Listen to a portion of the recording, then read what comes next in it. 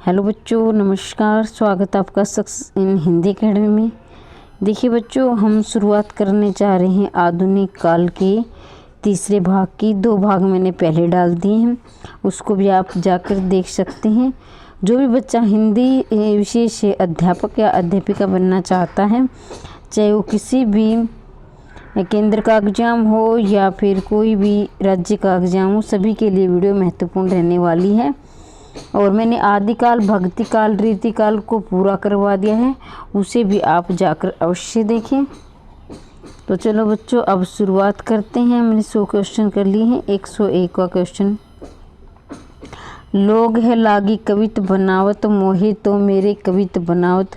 प्रस्तुत पंक्तियाँ किसकी है? तो देखिए बच्चों, लोग है लागी कवित बनावत, मोहे तो मेरे कवित बनावत। तो ये जो रहने वाली है ऑप्शन नंबर बी, घनानंद की। कहने का अभिप्राय ये है कि लोग तो कविता बनाते हैं, लेकिन मेरे को मेरी कविता बनाती है, मुझे मेरी कविता बनाती है। कहने का अभिप्राय ये है कि उनका है कि मुझे मेरी कविता बनाती है, यानी मैं जो आज प्रसिद्ध हूँ अपनी कविता के द्वारा ही प्रसिद्ध हूँ।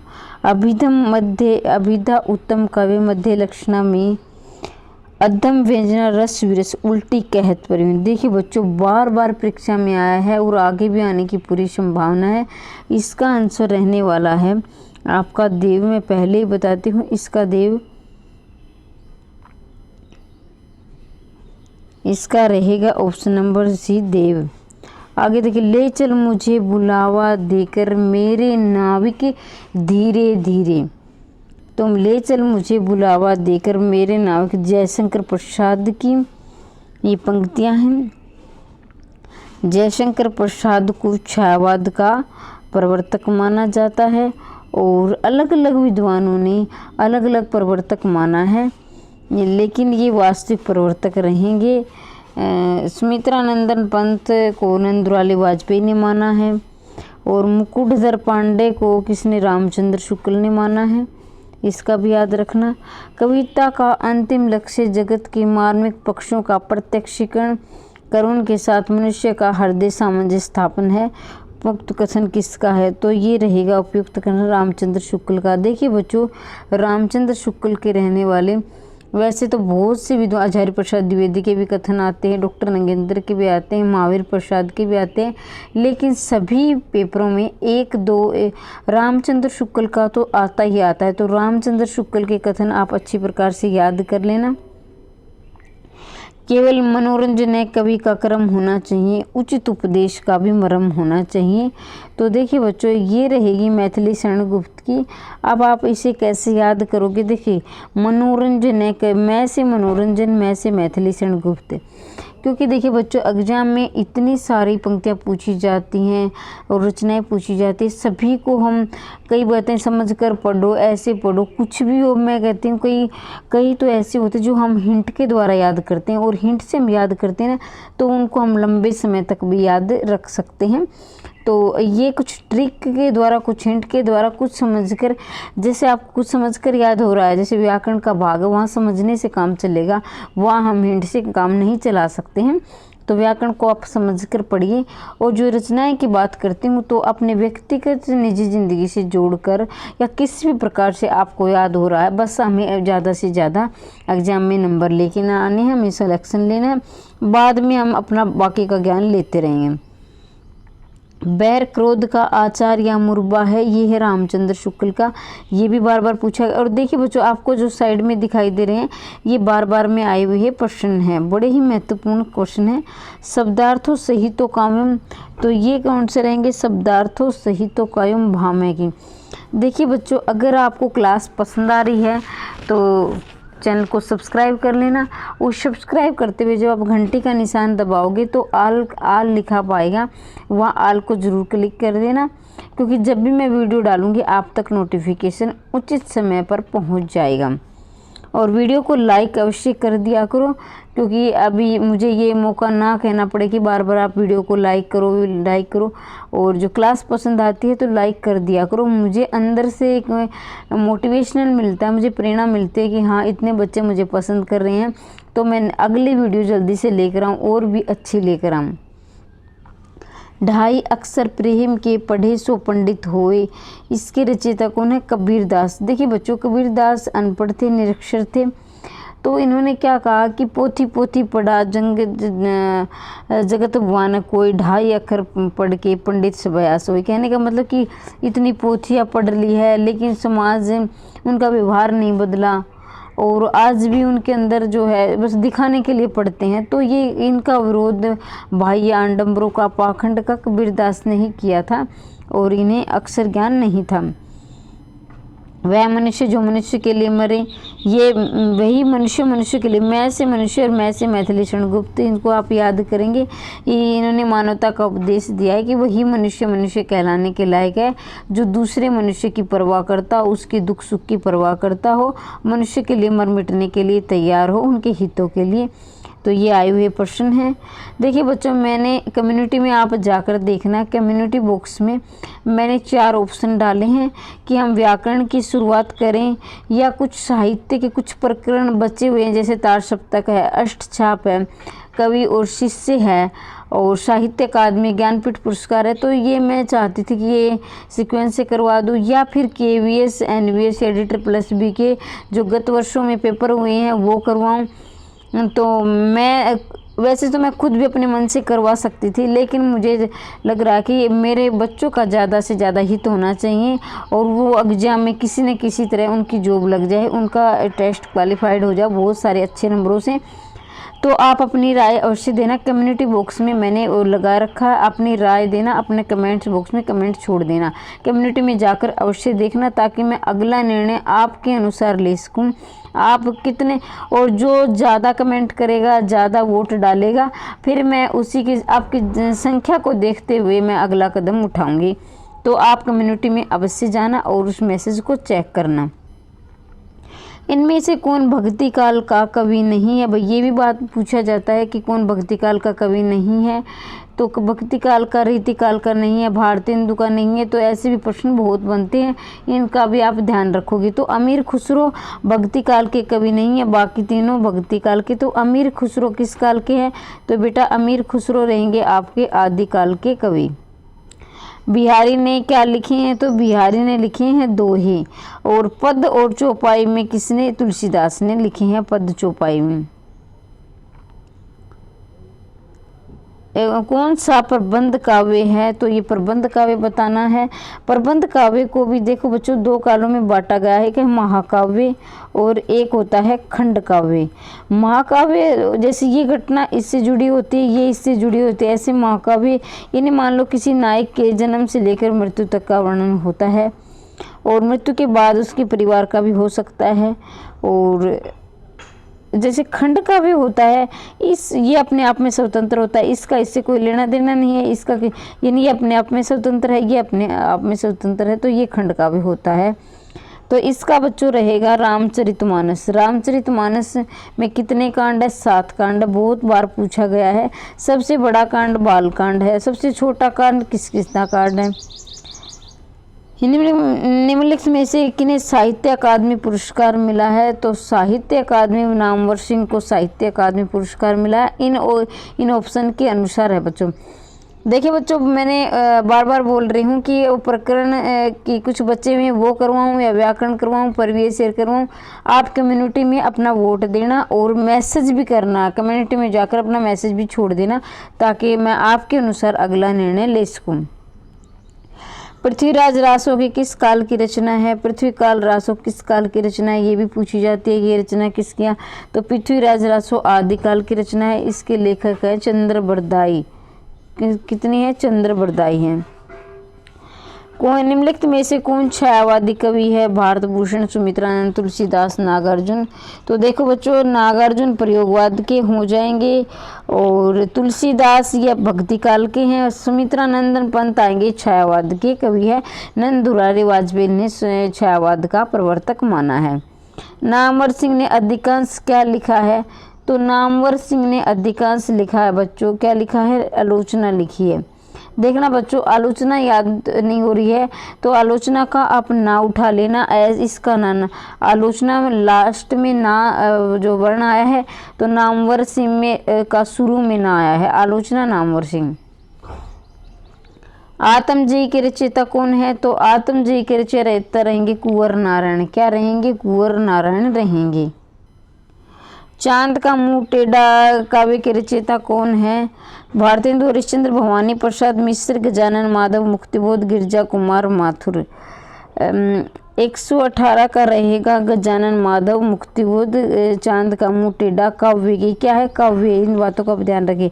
देखिए बच्चों, मैं सोच रही हूँ कि आपकी जो मेरा सिलेबस जो मैंने करवा दिया, जैसे आदिकाल है, भक्ति काल है, रीतिकाल है, मैंने बहुत सी वीडियो 5-5 वीडियो उनकी डाल दी है। तो मैं सोच रही थी कि उनकी एक मैराथन क्लास लेकर आऊँ ताकि आपका रिवीजन हो सके। तो वो भी आप कमेंट्स बॉक्स में लिखना कि मैराथन आप करने के लिए तैयार है या नहीं, क्योंकि आप करोगे तभी मैं लाऊंगी, और आप ही नहीं करना चाहते उन क्लास को तो फिर मेरे करवाना ना करवाना जीरो है, कोई फ़ायदा नहीं है। रामलीला नैच्छू के रचनाकार कौन है? तो तुलसीदास है रामलीला नैच्छू के रचनाकार। वो रामचरितमानस की कई बार भाषा पूछी जाती है, तो रामचरितमानस की भाषा क्या रहेगी बेटा? अवधी रहेगी। और तुलसीदास ने ब्रज भाषा और अवधी दोनों भाषाओं में जो है रचनाएं की हैं, ब्रज भाषा में भी और अवधी भाषा में भी। आषाढ़ का एक दिन नाटक के रचयिता कौन है? तो आषाढ़ का एक दिन नाटक के रचयिता रहेंगे मोहन राकेश। कौन रहेंगे? मोहन राकेश। एक भीष्म साहनी का उपन्यास पूछा जाता है, तमस। तमस भीष्म साहनी का बहुत प्रसिद्ध उपन्यास है तमस, इसको भी याद रखेंगे। यामा के रचयिता कौन है? तो यामा के रचयिता रहेंगे महादेव वर्मा। देखिए बच्चों, एकमात्र सबसे पहले एकमात्र महिला ऐसी थी जिसे एक रचना के लिए, वैसे तो बाद में संपूर्ण साहित्य के लिए ज्ञानपीठ पुरस्कार दिया लगा, लेकिन एक रचना के लिए, यामा रचना के लिए एकमात्र ऐसी कवित्री रही है जिन्हें ज्ञानपीठ पुरस्कार मिला है 1982 में। यामा के लिए 1982 में ज्ञानपीठ पुरस्कार मिला था महादेव वर्मा को। इससे पहले किसी भी महिला को ज्ञानपीठ पुरस्कार नहीं मिला था। उसके बाद मिला तो फिर संपूर्ण साहित्य के लिए मिला जाने लगा, लेकिन एकमात्र रचना यामा के लिए महादेव वर्मा को ज्ञानपीठ पुरस्कार मिला है, इसको भी आप याद रखेंगे। संसद से सड़क तक काव्य के रचनाकार कौन है? सुदामा पांडे धूमिल। संसद से सड़क तक काव्य के रचनाकार कौन है? सुदामा पांडे धूमिल। देखो बच्चों, अग्नि को कठिन गद्य का प्रेत कहा जाता है और कठिन काव्य का प्रेत कहा जाता है केशव दास को। चीफ की दावत के कहानीकार कौन है? तो चीफ की दावत के कहानीकार रहेंगे, कौन रहेंगे? भीष्म साहनी। चीफ की दावत पहले तो क्या है? कहानी। फिर किसकी रचना है? भीष्म साहनी की रचना है चीफ की दावत। सर्कस उपन्यास के रचनाकार कौन है? संजीव। सर्कस, सर्कस क्या है? उपन्यास है, और इसके रचनाकार कौन है? संजीव है। 124। अब हम बढ़ते 125 की तरफ है। 125 रंगभूमि के उपन्यास के रचनाकार कौन है? प्रेमचंद है। रंगभूमि के उपन्यास के रचनाकार कौन है? प्रेमचंद है। देखो बच्चों, इनका एक ऐसा उपन्यास बताओ जो अब अधूरा है, तो ये मंगलसूत्र क्या है? मंगलसूत्र इनका अधूरा रह गया। मंगलसूत्र उपन्यास है जो इनका अधूरा रह गया। और प्रेमचंद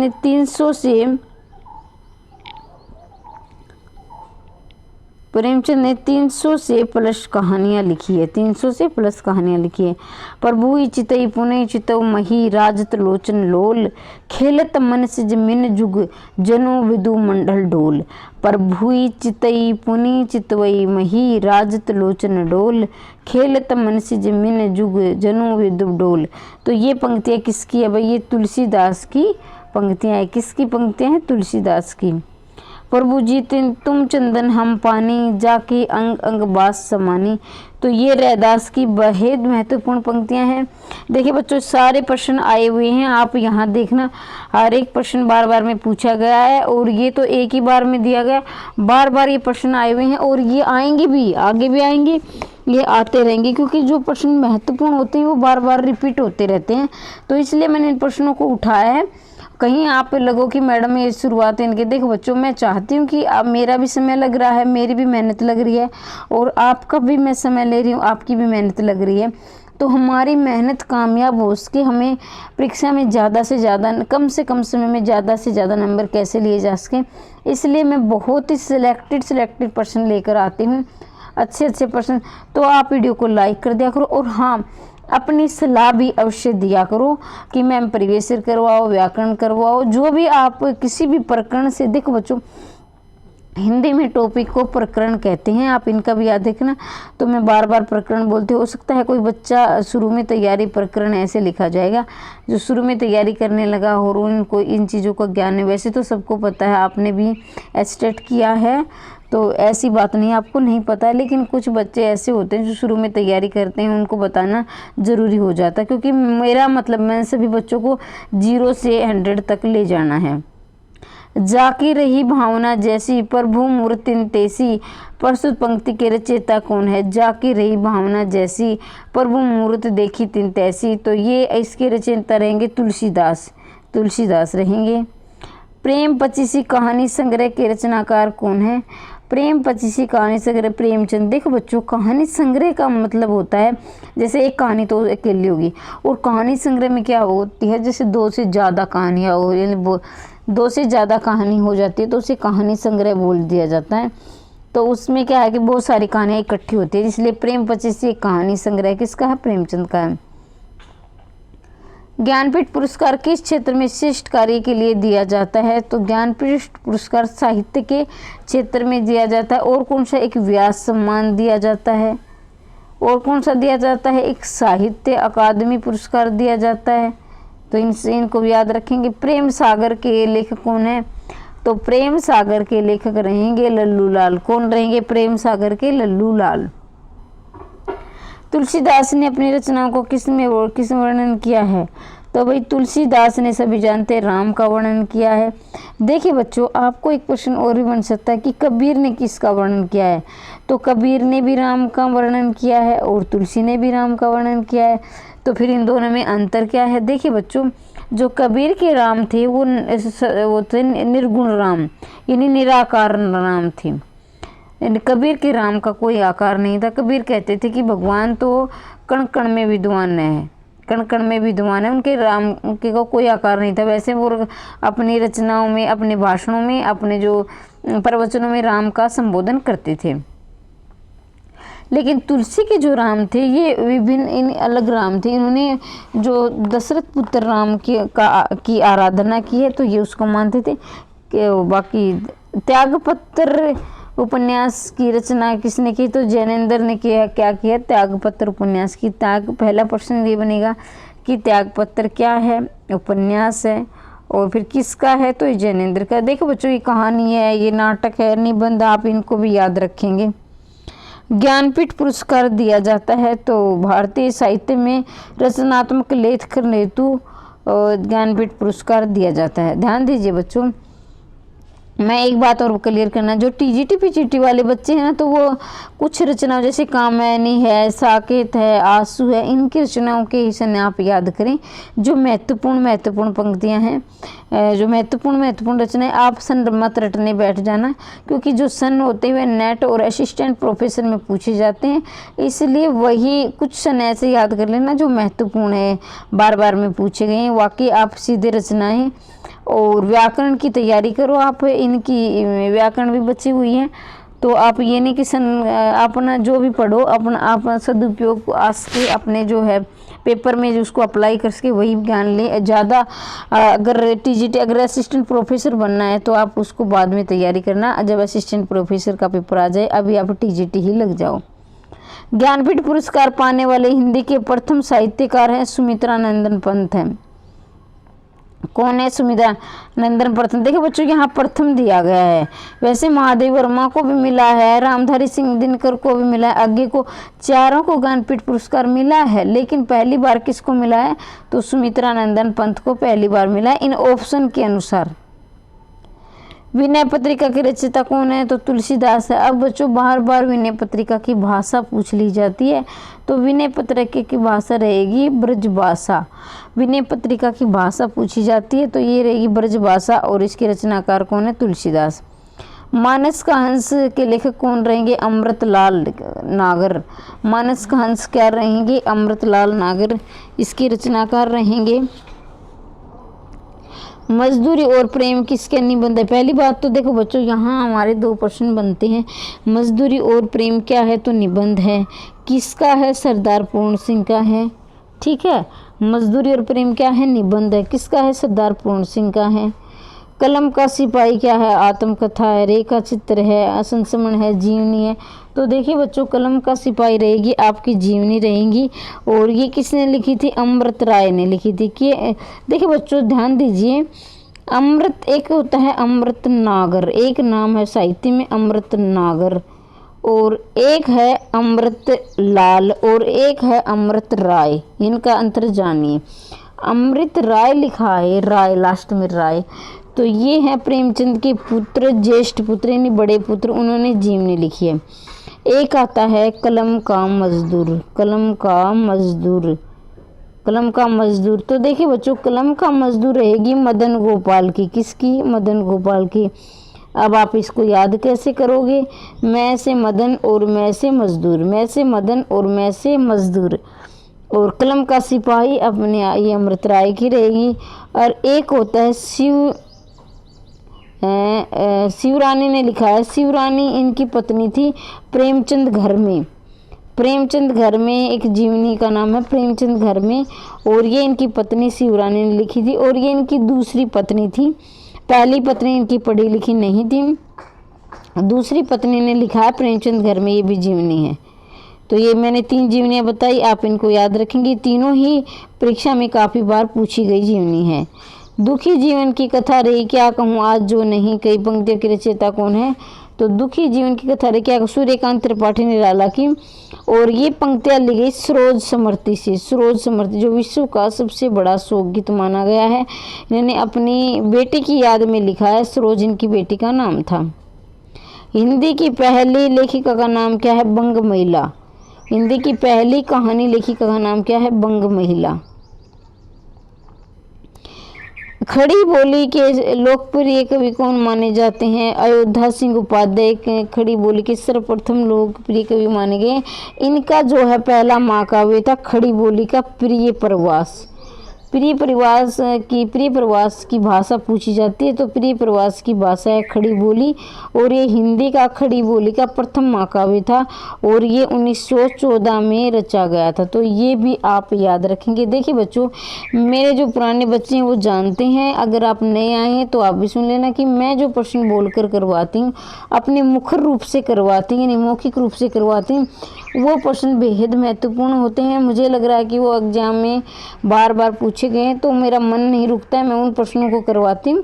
इसलिए आप वीडियो को शुरू से अंत तक बड़े ही ध्यानपूर्वक सुनें, क्योंकि आप ध्यानपूर्वक सुनोगे वीडियो को तो देखिए ये जो आप स्क्रीन पर दिखाई दे रहे ये प्रश्न तो आपको याद होंगे, साथ में जो मैं बोलकर करवाती हूँ वो भी आप अवश्य याद रखें, क्योंकि वो प्रश्न कहीं ना कहीं बेहद महत्वपूर्ण प्रश्न है। क्योंकि मुझे लग रहा है कि यहाँ लिख कर उनको नहीं लाया जा सकता इतने सारे प्रश्नों को, तो इसलिए मैं बोलकर भी करवाती रहती हूँ। तो आप वीडियो को ध्यान शुरू से लेकर अंतिम समय तक ध्यान से देखें और ध्यान से सुने। फणीश्वर नाथ रेणु किसके लेखक हैं? तो मैला आंचल, ये मैं बार बार बता चुकी हूँ कि फणीश्वर नाथ रेणु किसके लेखक हैं? मैला आंचल के। और ये पहला आंचलिक उपन्यास था। पहला आंचलिक, आंचलिक का मतलब होता है जो क्षेत्र विशेष थे, और ये 1954 में लिखा गया था। कब लिखा गया था? 1954 में। तो ये बातें भी आप याद रखेंगे। गोदान किसकी करती है? तो प्रेमचंद की है। ये आपने अपने एमए के सिलेबस में पढ़ा होगा, पोस्ट ग्रेजुएट वाले में। गोदान, दो धनिया झुनिया, ये सब। कस्तूरी कुंडल बसे आत्मकथा किसकी है? कस्तूरी कुंडल बसे आत्म मैत्री पुष्पा की। कस्तूरी कुंडल बसे किसकी है? मैत्री पुष्पा की। चरणचोर की नाट्यकृति क्या है? हबीब तनवीर। चरणचोर की नाट्यकृति क्या है? हबीब तनवीर। तो यहाँ हमारे 146 प्रश्न पूरे होते हैं। 147 की तरफ चलते हैं। भूषण विराजे कविता वनिता में किसकी? केशवदास। भूषण विराजे कविता वनिता में केशवदास की है।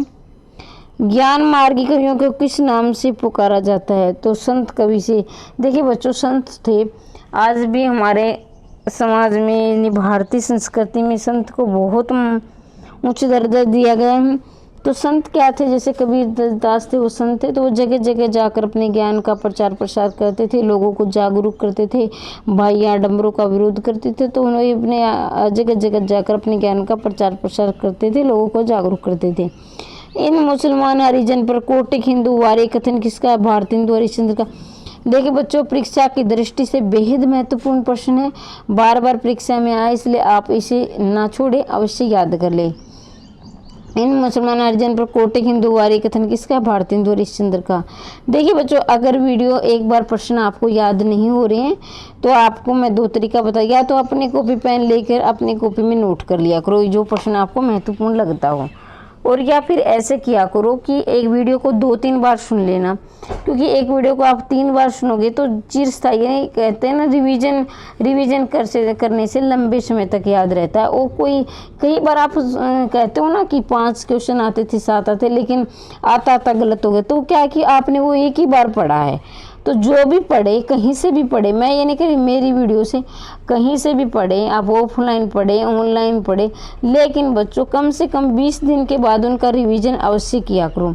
जब तक आप रिवीजन नहीं करोगे तो पता है आपके साथ पेपर में क्या होगा, आप ये सोचोगे ए होगा या बी होगा। आप कहते हो ना कि कुछ पर्सन ऐसे होते हैं कि 2 ऑप्शन में सस्पेंस हो जाता है, ये होगा या ये होगा, ये होगा ये, तो वो इसीलिए होता है क्योंकि आपने उसका रिवीजन नहीं किया, आपने उसको एक ही बार पढ़ा। अगर देखिए बार बार पढ़ोगे, कहा गया ना, कृत कृत अभ्यास के जड़ मिति होत सुजान, रसरी आवत जात से सिल पर पड़त निशान। जैसे ही आप बार बार अभ्यास करते हो तो आप तुरंत टिक लगाओगे एग्जाम में। तो किसी भी चीज़ का, कोई भी पढ़ने जा रहे हो सिलेबस का, बार बार अभ्यास करो और बार बार उन चीज़ों को पढ़ो। अब भ्रंश का वाल्मीकि किसे कहा जाता है? स्वयंभू को। इसको IMP लगा लेना, बहुत बार पूछा गया है। भ्रंश का वाल्मीकि किसे कहा गया है? स्वयंभू को। चंद्रबरदाई किसके दरबारी कवि थे? तो चंद्रबरदाई किसके दरबारी कवि थे? देखिए बच्चों, तो इसके रहेंगे डी, पृथ्वीराज के चौहान के राज दरबारी कवि थे। इन्हें पृथ्वीराज रासो भी किसने लिखा है? चंद्रबरदाई ने। तो देखिए पृथ्वीराज रासो की मैंने एक वीडियो बनाई है, अर्ध प्रमाणिकता, प्रमाणिकता, अप्रमाणिकता। किसी भी बच्चों को पृथ्वीराज रासो की प्रमाणिकता से संबंधित असमंजस की स्थिति है तो वो वीडियो जाकर अवश्य देखें। और आदिकाल के नामकरण से संबंधित वीडियो भी बनाई है, व्याकरण के बहुत से भाग मैंने डाल रखे हैं, आप लोग देखते ही नहीं हो, जाकर जरूर देख लेना और चैनल को सब्सक्राइब कर लेना वीडियो पसंद आ रही हो तो। मलिक मोहम्मद जायसी को जायसी क्या कहा जाता है? क्योंकि वो जायस नामक स्थान के निवासी थे, क्योंकि वो जायस नामक स्थान के निवासी थे, इसलिए मलिक मोहम्मद जायसी को जायसी कहा गया। ऋतिकाल का वह कौन जो मात्र एक कृति के लिए अमर हो गया? तो बिहारी है। देखो बच्चों, बिहारी सही ऐसी उनकी रचना रही है, वो काफ़ी प्रसिद्ध हुई है। बहुत इसमें 713 दोहे हैं, कई बार पूछे गए कितने दोहे हैं, तो 713 है। और ये भी पूछ लिया जाता है कि इसमें श्रृंगारिक के दोहे कितने, तो 600 दोहे इनके श्रृंगारिक यानी श्रृंगार से संबंधित लिखे गए हैं और कुल 713 दोहे हैं। तो इन बातों को भी आप अवश्य याद कर लेना। कठिन काव्य का प्रेत मैं बता चुकी हूँ, केशव को कहा गया है और किसने कहा है? रामचंद्र शुक्ल ने कहा है। कठिन गद्य का प्रेत किसे कहा गया है? अज्ञे को कहा गया है। तो ये बार बार पूछे हुए प्रश्न गलत नहीं होने चाहिए, कहीं आपको परीक्षा में पछताओ हो, ये तो पूछा हुआ प्रश्न था और मैंने ध्यान से नहीं पढ़ा, तो इसलिए बड़े ही महत्वपूर्ण प्रश्न। देखो आपको खुद ही दिखाई दे रहा है कि हर नीचे लिखा हुआ है कि ये महत्वपूर्ण है, यहाँ इसमें आया हुआ है, इसमें आया हुआ है। तो इन प्रश्नों को बिल्कुल ना छोड़े। बहुत सारे प्रश्न इस वीडियो से कम आपको कम से कम भी 2-3 प्रश्न या 4-5 भी हो सकते हैं, कम से कम 2-3 प्रश्न इसी वीडियो में मिल जाएंगे आपको। द्विवेदी युग का नामकरण किसके नाम पर? महावीर प्रसाद द्विवेदी के नामकरण द्विवेदी युग का नाम पड़ा है। और भारतेंदु युग तो भारतेंदु हरिश्चंद्र के नाम पर। हिंदी प्रदीप यशी बालकृष्ण भट्ट। हिंदी प्रतीक यशी संपादक का नाम है बालकृष्ण भट्ट। लिमिक्स में कौन सा पत्रिका के संपादक नहीं है? तो शांति प्रिय द्विवेदी सरस्वती पत्रिका के संपादक नहीं है। और जो महावीर प्रसाद भी बने थे उनके 1903 से लेकर 1920 तक इसके सरस्वती पत्रिका के संपादक रहे हैं। उसने कहा था मुख्य पात्र क्या है? उसने कहा था कि मुख्य पात्र रहेंगे ऑप्शन नंबर सी लहना सिंह। उसने कहा था ये रचना पूछी जाती है किसकी है, तो ये चंद्रधर शर्मा गुलेरी की है। किसकी है? चंद्रधर शर्मा गुलेरी की है। निम्नलिखित में कौन सा नाटक प्रसाद का नहीं है? तो देखिए बच्चों, इसमें आपको 4 ऑप्शन दिए गए हैं। जन्मेजय का नागयज्ञ, शकंद गुप्त, ध्रुव स्वामी, सिंदूर की होली। तो इन 4 ऑप्शनों के अकॉर्डिंग आपका ऑप्शन हो जाएगा ऑप्शन नंबर 1, ये आपका सही आंसर होगा। जन्मेजय का नागयज्ञ जयशंकर प्रसाद का नाटक है। कौन सा है? जयशंकर। देखिए बच्चों, मैंने आपको कई बार बताया यह प्रसाद दिया गया है, इसका पूरा नाम क्या है? जयशंकर प्रसाद। क्या है पूरा नाम? जयशंकर प्रसाद। तो शंकर क्या है, गले में नाग रखते थे, तो जन्मेजय का नाग इसी का हो जाएगा। और ये बच्चों ये भी याद रखना है, ये नाटक है, उपन्यास है, कहानी है, क्या इन बातों को भी आप अवश्य याद रखेंगे। ये बहुत देखा आपने केवीएस का जो पीजीटी का पेपर था जो मैंने ये सोल्व करवाया, उसमें बहुत से ये प्रश्न पूछे गए कि पीजीटी में बहुत से कि ये निबंध है, नाटक है, उपन्यास है, तो पढ़ो ना, तो ध्यान से पढ़ा करो इसमें क्या है। और देखिए कुछ बच्चे ऐसे होते हैं जो 10 मिनट वीडियो देखिए 15 मिनट फिर चले जाते हैं।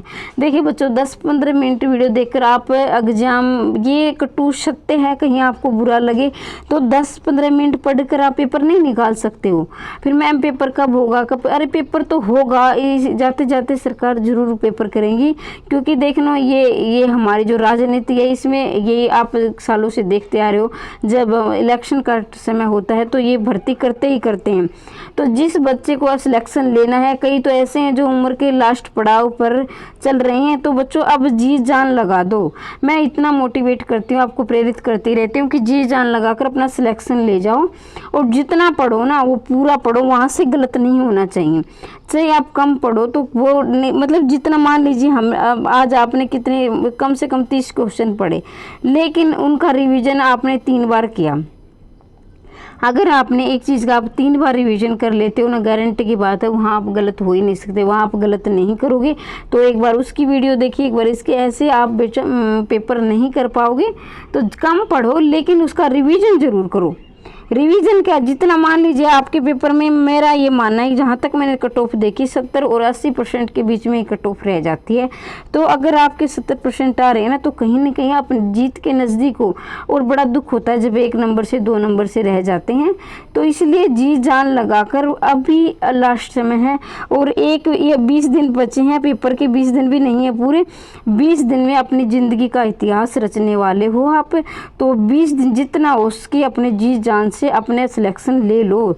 तो कहीं से आप 10 मिनट 15 मिनट पढ़ने का समय नहीं है, कम से कम आप ये करो 10-12 घंटे की पढ़ाई करो। अभी हिंदी साहित्य के आधुनिक काल को किस नाम से अभिहित किया जाता है? तो हिंदी साहित्य के आधुनिक काल को गद्य काल से अभिहित किया जाता है। किससे किया जाता है? गद्य काल से अभिहित किया जाता है। और ये किसने किया है? रामचंद्र शुक्ल ने आधुनिक काल को गद्य काल कहा है। ये भी आप याद रखेंगे। देखिए बच्चों, मैं आपको कम प्रश्न लगते होंगे, लेकिन मैं एक पर्सन में कम से कम 5-6 प्रश्न आपको बताती हुई चलती हूँ, ताकि उसके इर्द गिर्द जितने प्रश्न बनते वो आपके गलत ना हो, और कहीं आपके मन में ये ना रहे कि मैम ने ये तो करवाया ही नहीं। तो जितना हो सके उसके इर्द गिर्द बजने वाले मैं सारे प्रश्न करवाती हूँ। हिंदी साहित्य में प्रयोगवाद के प्रवर्तक का नाम क्या है? हिंदी साहित्य में प्रयोगवाद के प्रवर्तक का नाम है, तो प्रयोगवाद के प्रवर्तक रहेंगे बच्चों ऑप्शन नंबर बी, अज्ञे रहेंगे प्रयोगवाद के प्रवर्तक। मृगनयनी उपन्यास के रचनाकार हैं, तो मृगनयनी उपन्यास के रचनाकार रहेंगे option number D, Vrindavan Lal Verma. Mriganayani उपन्यास के रचनाकार कौन रहेंगे? वृंदावन लाल वर्मा। जायसी किस धारा के कवि हैं? तो जायसी रहेंगे प्रेमाख्यान कवि। ये बच्चों बहुत बार परीक्षा में पूछा गया है। प्रेमाख्यान काव्य धारा के मुद्दे रहेंगे। निम्नलिखित में कौन सी पुस्तक प्रेमचंद द्वारा लिखित नहीं है?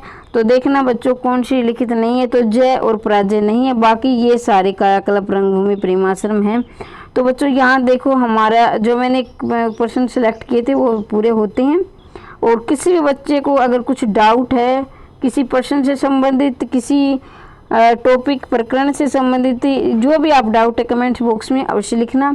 वीडियो कैसी लगी ये भी लिखना, और आगे भी हम क्या शुरुआत करें कम्युनिटी में जाकर वो देखना और अपनी राय अवश्य देना।